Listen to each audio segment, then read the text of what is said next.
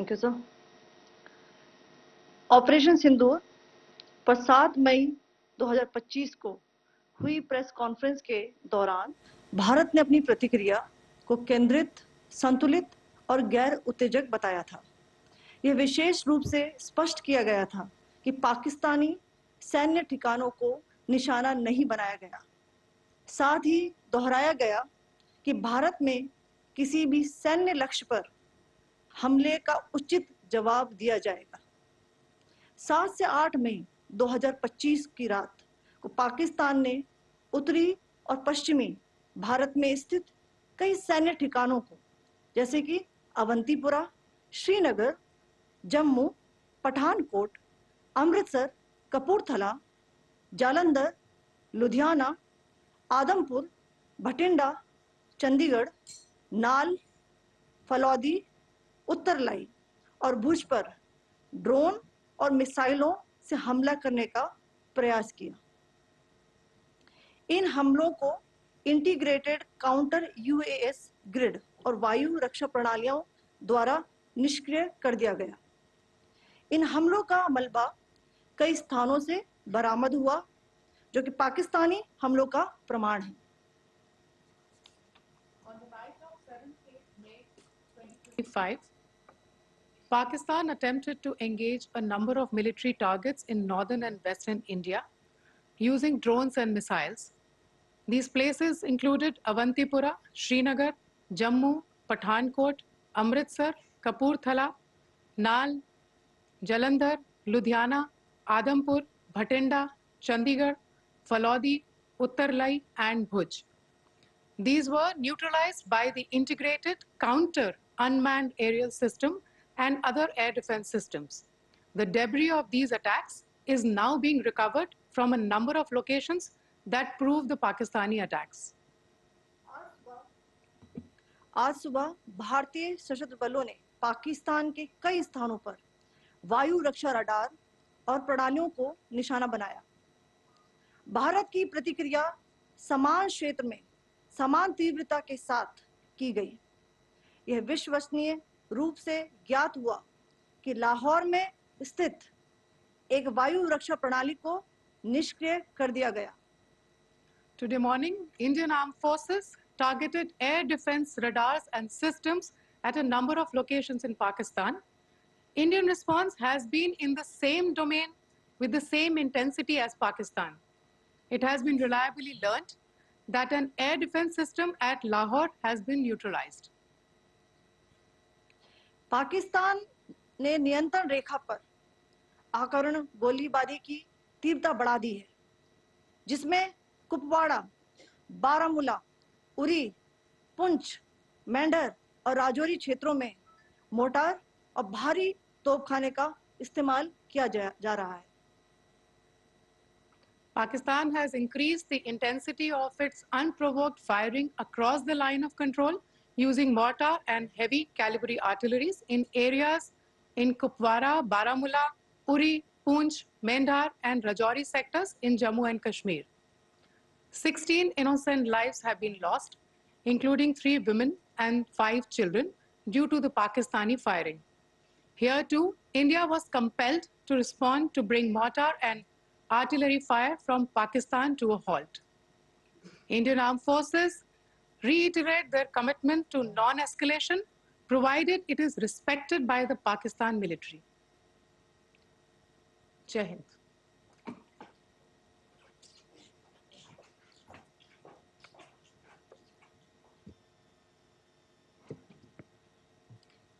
Thank you.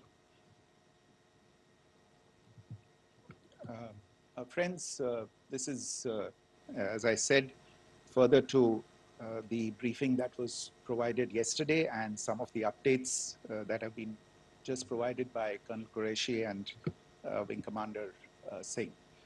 I thought that we would just put some of the aspects related to the events that started on 22nd April with the barbaric terror attack in Pahalgam into further context, because there is a certain amount of commentary that has happened with regard to the events since then. And more than the commentary, there has been a lot of disinformation that has been directed at us from across the border. So a few things that I would like you to keep in mind. First of all, there is mention on all sides of escalation. I think the first point that you have to keep in mind is the attack of 22nd April in Pahalgam is the original escalation. ये जो सिलसिला है जो हम देख रहे हैं आज की घटनाओं को लेके, ये 22 अप्रैल के पहलगाम के हमले से शुरू हुआ है.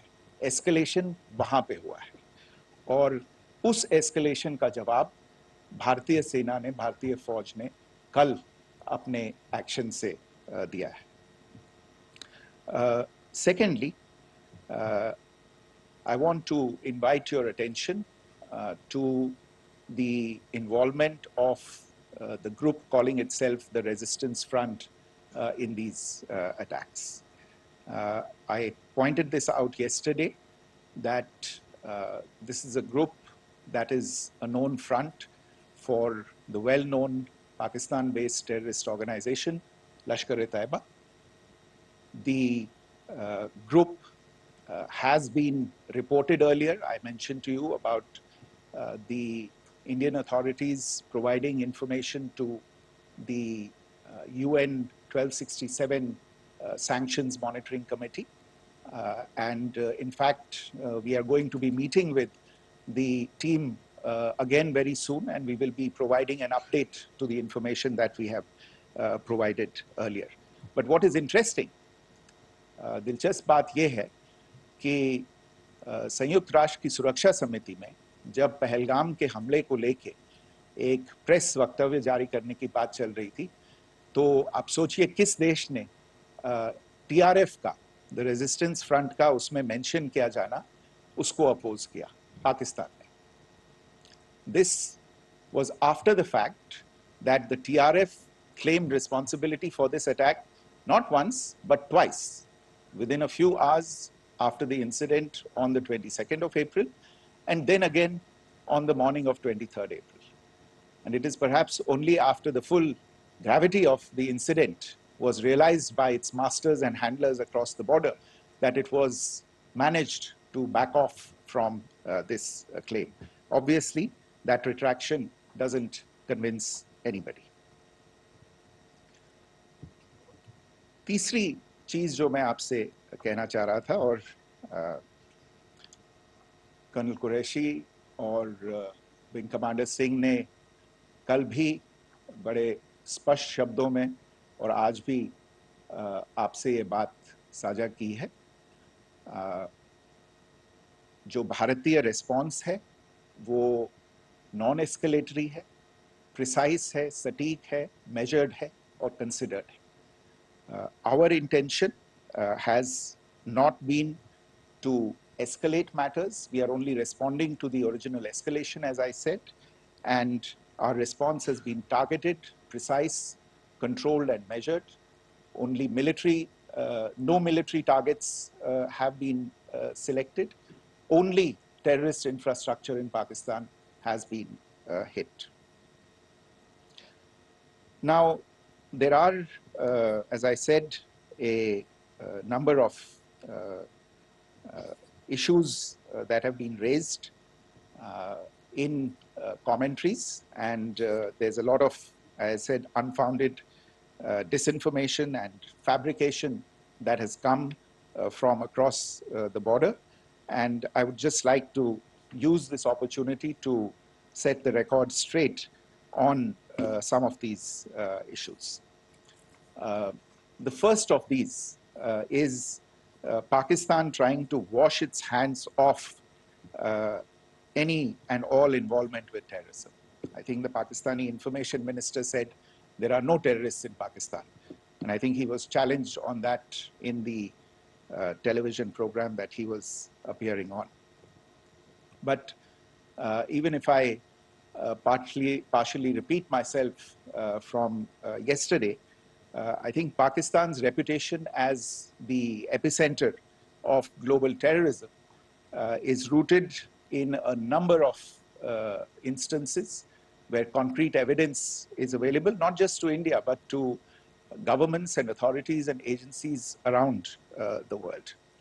There are several terrorist attacks around the world where Pakistani fingerprints have been found.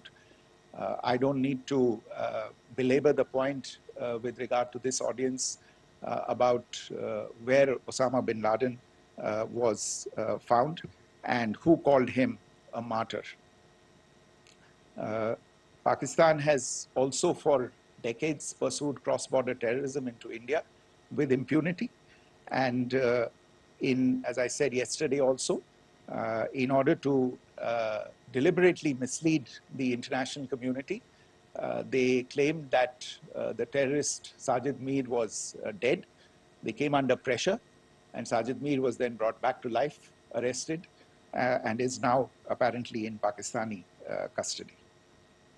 Pakistan is also home to a very large number of UN proscribed as well as UN proscribed terrorists, as well as terrorists proscribed by a number of other governments in the world, including, of course, the Lashkar-e-Taiba and the Jaish-e-Mohammed, as well as their leaders, Masood Azhar and Hafiz Mohammed Saeed.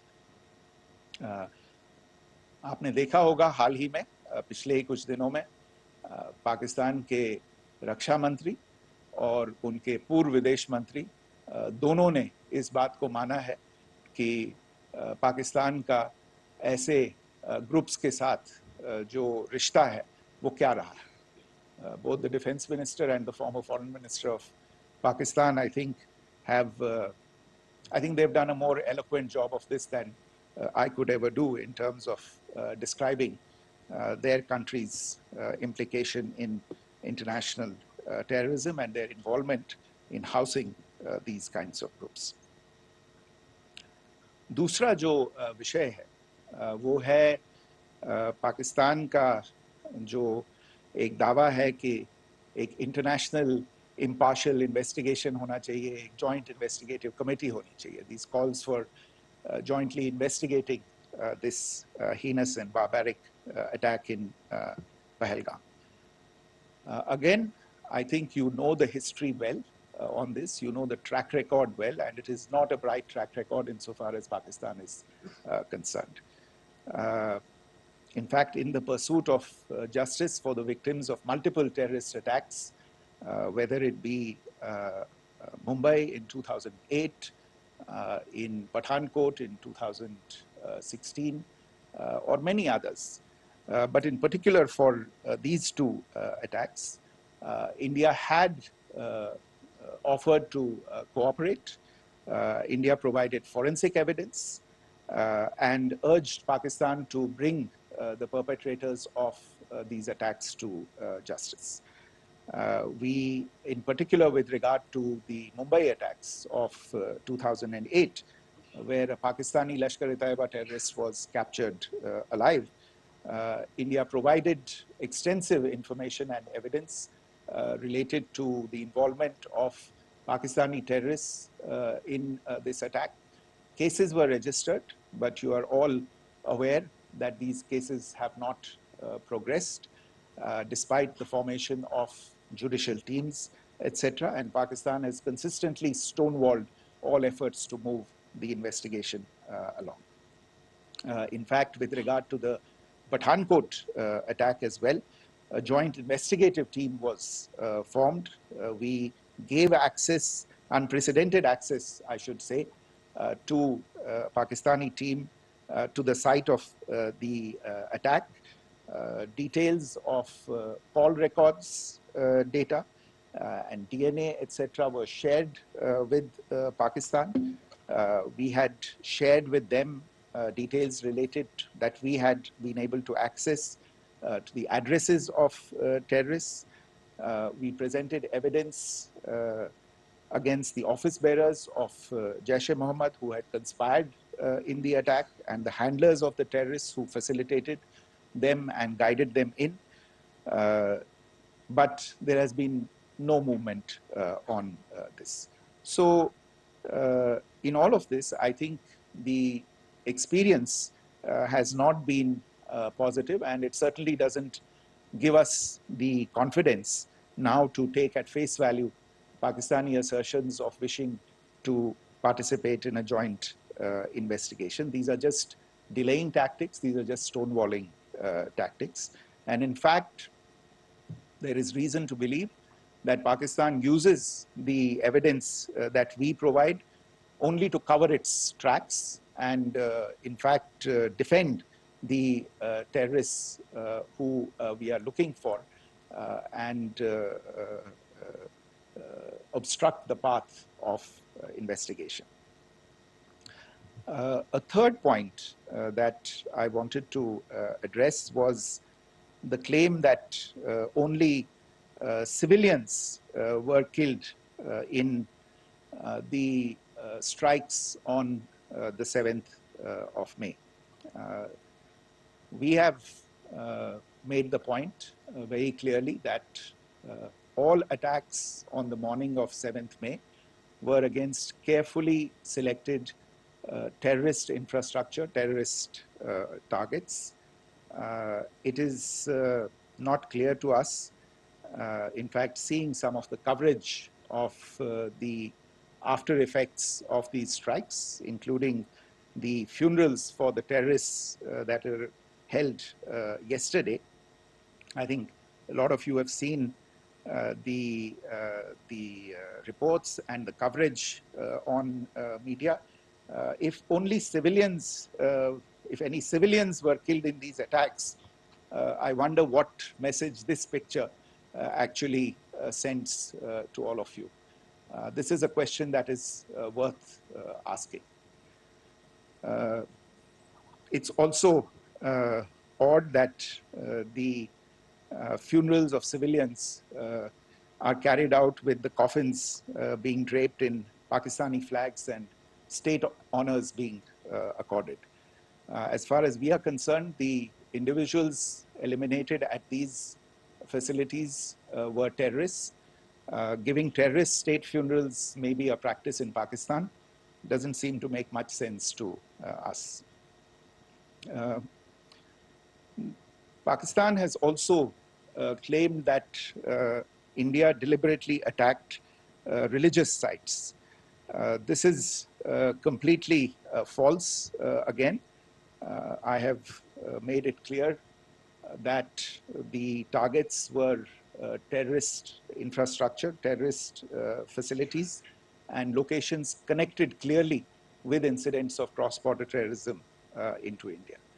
And it is in fact Pakistan that is misusing religious sites as a cover to in fact radicalize, direct, and indoctrinate and train terrorists. In fact, contrary to what Pakistan is claiming, yesterday Pakistan launched a targeted attack on the Sikh community in the state of Jammu and Kashmir, hitting Gurdwara in Poonch and the homes of Sikh community members, which came under attack. And we know that at least 3 individuals were killed in that particular attack. Pakistan is also making attempts to, in fact, just to add to this point, the retaliatory action that Pakistan has taken, in fact, is impacting civilians. I showed you the picture of the Gurdwara and the Sikh community members who were killed in this. There are other civilians also who've been killed and injured in these attacks. In fact, since yesterday morning, a total of 16 civilians have been killed and 59 others have been injured in the attacks by Pakistan. Not only this, Pakistan is also making attempts as part of its disinformation campaign to paint our action with regard to cross-border terrorism through the communal angle. If that is the issue, then I think I can do no better than to cite or point you in the direction of the Pakistan Army Chief's speech of 16 April 2025. I think that is the last word in communal rhetoric. And in the Pahalgam attack itself, you are aware of the kind of religious profiling that was done there. And perhaps there is a linkage between these two events. I can only say that these nefarious designs will not be allowed to succeed in India. And it is to be noted that people from all faiths, all religions, all regions in India have unequivocally, not just in India, but around the world, have condemned these attacks. The Pakistani claims of now responding to India's strikes of the 7th of May. As I said right at the outset, it is India which is responding. The original escalation was by Pakistan on the 22nd of April. We are the ones who are responding to that escalation with the action that was taken yesterday morning. And again, I would like to emphasize that the action was restrained. It was directed towards non-civilian, non-military targets and confined to terrorist camps. And again, as we have been saying since yesterday, any further action by Pakistan, some of which we are seeing today, is nothing but escalation by Pakistan now, once again, and will be responded to and is being responded to appropriately.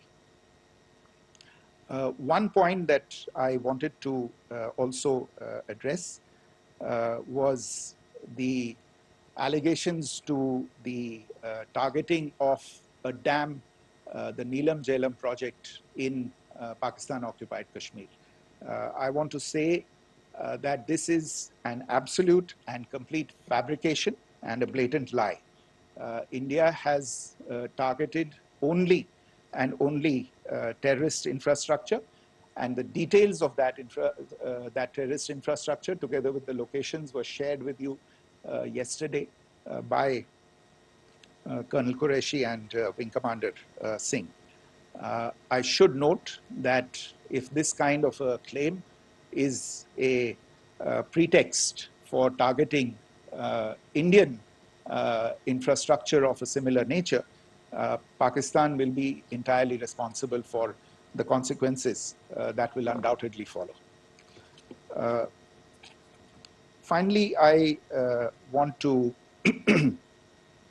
address the some issues that have been raised related to the Indus Waters Treaty and the disinformation that has been raised in regard to that as well. The fact is that there have been fundamental changes in the circumstances in which the Indus Waters Treaty was concluded, and they call for a reassessment of the obligations under the treaty. Over the last year and a half to 2 years, India has been in communication with the government of Pakistan. We've sent several notices to them requesting for negotiations to discuss modification of the treaty. India has for 6+ decades now honored the treaty, even during periods when Pakistan imposed multiple wars on us, and even when relations were adversarial. Pakistan is the one that has been acting in violation of the treaty, deliberately creating legal roadblocks in India exercising its legitimate rights on the Western rivers. any projects that India sought to build on the eastern rivers, and even on the western rivers, which we are allowed to by the treaty, were always challenged by Pakistan, thereby hampering our rights to utilize our legitimate waters under the treaty. In fact, if you see the preamble of the treaty itself states that the treaty was concluded in a spirit of goodwill and friendship. Mark those words, concluded in a spirit of goodwill and friendship. ये भारत का धैर्य और भारत की सहनशीलता है जो 65 साल से हम इतनी प्रोवोकेशन के बावजूद इस ट्रीटी को निभा रहे हैं. However, as has been made clear earlier as well, Pakistan has not responded to our requests to enter into negotiations for a reassessment of the obligations under the treaty. A number of conditions have changed. This is a treaty that was based on the engineering techniques of the 50s and the 60s. We are living through the first quarter of the 21st century. Technological changes and technological advancements have to be taken into account. There are demographic changes. There are climate changes that have taken place. There is the imperative of clean energy. And of course, the terrorism that Pakistan has wreaked in the state of Jammu and Kashmir itself has hampered India's ability to exercise its rights under the treaty. Pakistan's persistent refusal to respond to our requests to enter into government-to-government negotiations on the modification of the treaty is, in a sense, itself a violation of the treaty. And therefore, India has taken the step of putting the treaty in abeyance until Pakistan abjures irrevocably its support for cross-border terrorism. Maybe I'll stop there. I mentioned earlier yesterday as well that this is an evolving situation. I would therefore ask all of you to be considerate and restrained. It will not be possible for us or my colleagues from the armed forces to share operational details at this point in time.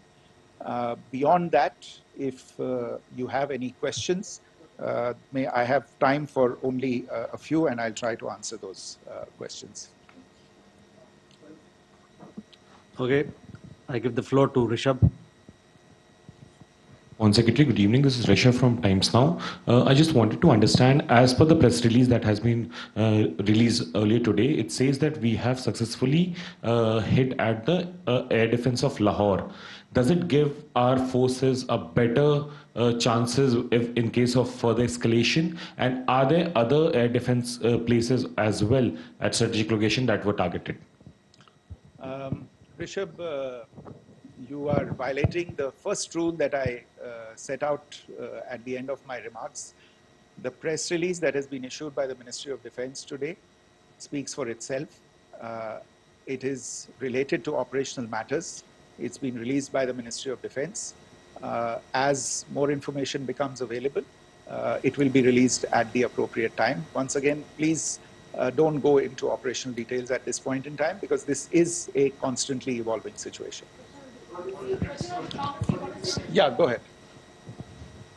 Foreign Secretary Smita Sharma, just wanted to ask, the Pakistani Minister Ishaq Dar in an interview has claimed that the national security advisors of India and Pakistan have spoken to each other.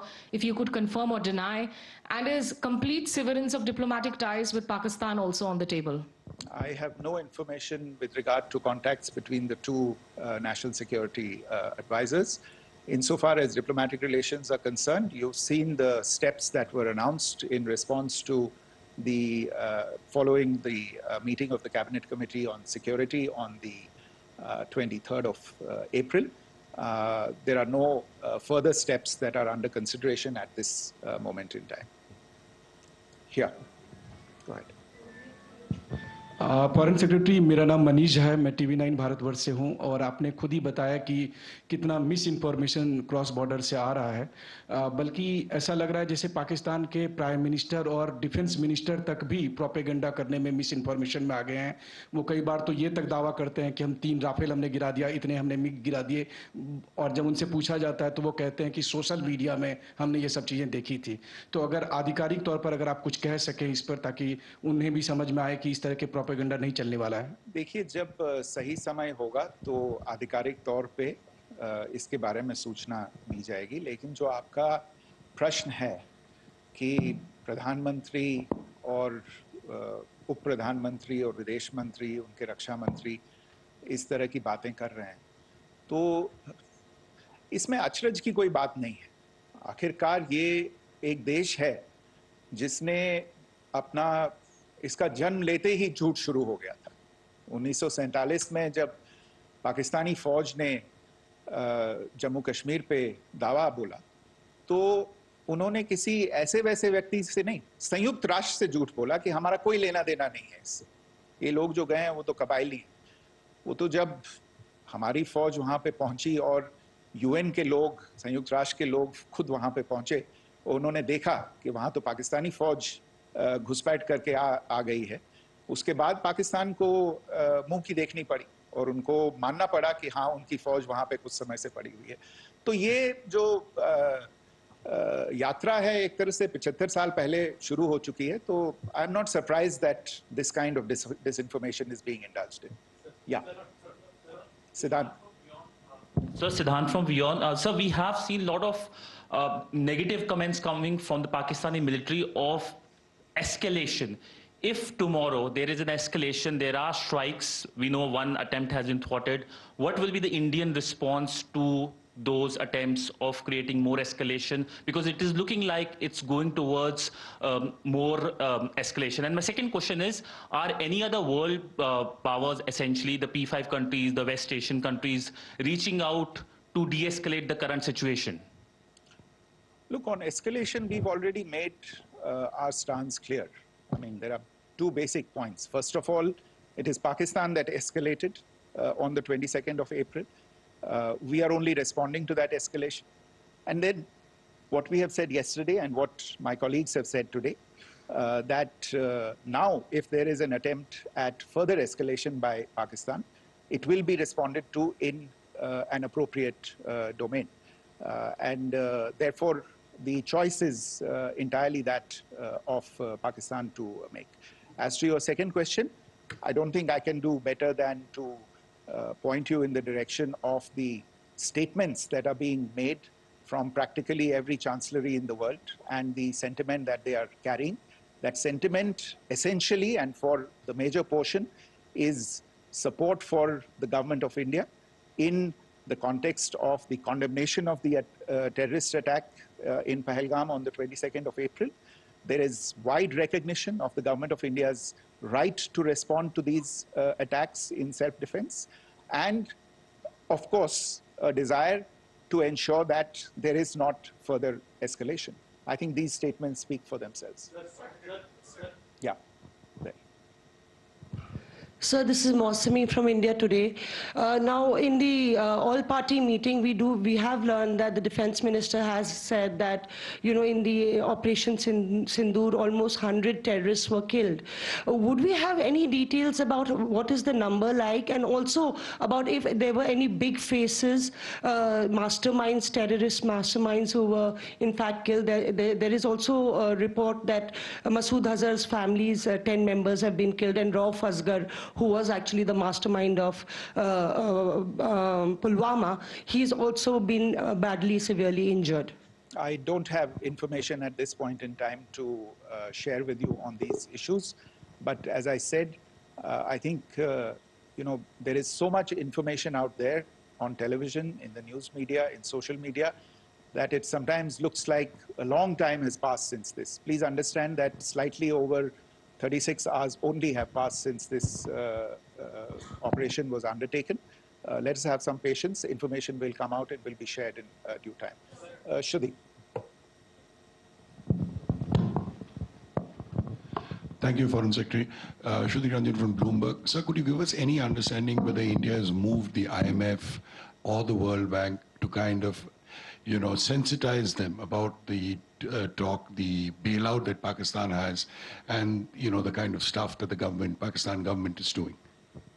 Look, we have an executive director at the IMF. Tomorrow there is a meeting of the board of the IMF, and I'm sure that our executive director will put forward India's position. The decisions of the board are a different matter. You know the process through which they are made. But I think the case with regard to Pakistan should be self-evident to those people who generously open their pockets to bail out this country. And since you are from Bloomberg, I think you would have the data on how many IMF bailout programs have been, very good, thank you, have been sanctioned in the space of the last 3 decades. And I think you would also have an idea of how many of those programs have actually reached successful conclusion.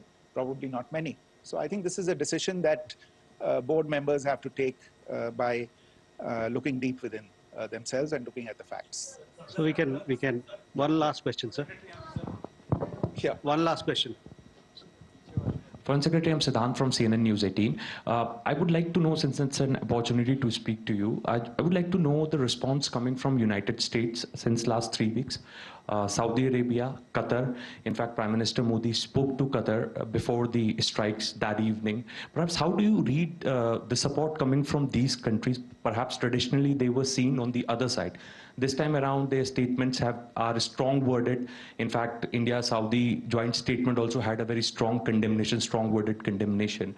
United States at all levels have condemned the attack and have extended support. In fact, Saudi Deputy Foreign Minister is in India. He just met EMS Jaishankar. Also, if you could shed some light on his visit, his meeting with EMS Jaishankar. In fact, we have also been told that he met Prime Minister Modi. Thank you.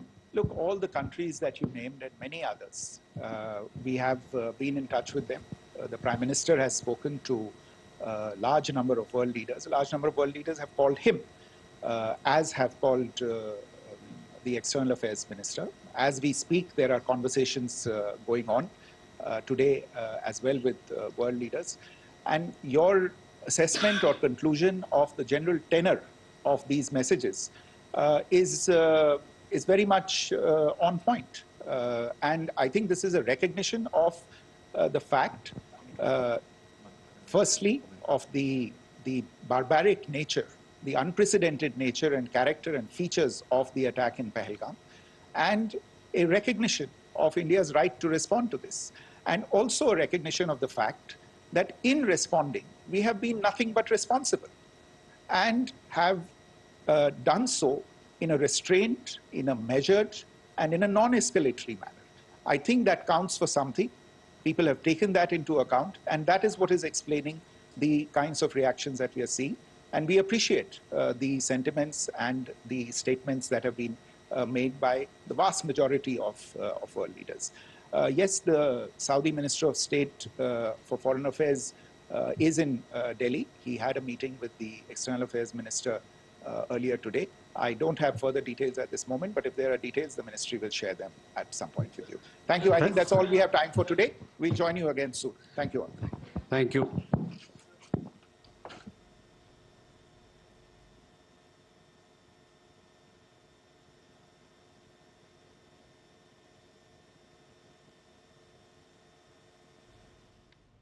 तो विदेश मंत्रालय की तरफ से ये